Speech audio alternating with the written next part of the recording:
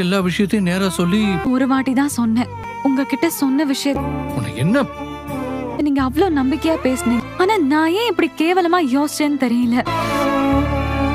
Mahanadi serial ரொம்ப சூப்பராக போயிட்டு இருக்குன்னு சொல்லாங்க. Welcome back to Irfan 2.0. Mahanadi serial இன்றைக்கி நடக்க போகணும் பார்த்தலாம்.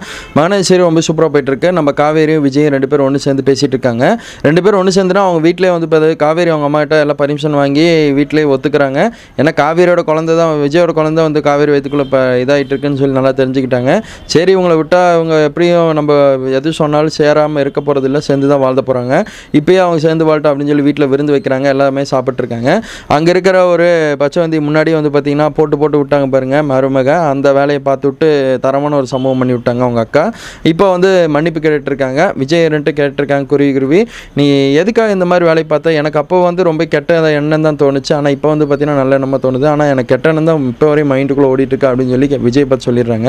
நீங்கள் ரெண்டு பேரும் ஓகேவா அப்படின்னு சொல்லி அவங்க ஹஸ்பண்ட் கேட்குறாங்க. எல்லாம் ஓகேவா தான் இருக்கும் அப்படின்னு சொல்லி. ஆனால் என்ன அடைஞ்சுன்னு தெரியல. பரவாயில்ல, விஜயும் காவேரி ரெண்டு பேர்த்து சேர்த்து வச்சிங்க அது போதும் அப்படின்னு சொல்லி விஜய் காவேரி சொல்கிற மாதிரி ப்ரொமோ கட் ஆகுது. மகாநதி சீரியல் அவங்க ரொம்ப பிடிக்குமா, சிறடி காசி சீரியல் ரொம்ப பிடிக்குமான்னு கமெண்ட்டில் சொல்லுங்கள்.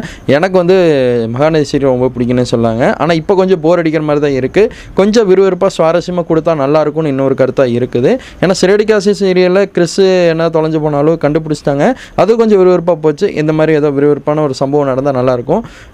நம்ம இவர் மகாநதி சீரியலில் அந்த பத்திரத்தை வாங்கி வச்சிருப்பாருங்க பசுபதி அவங்க, ஏதோ ஒரு திருப்பங்கள் ஏதோ ஒரு தரமான ஒரு சம்பவம் பண்ணாருன்னா நல்லாயிருக்கும்னு என்னோட கருத்து. தேங்க்ஸ் ஃபார் வாட்சிங் வீடியோ.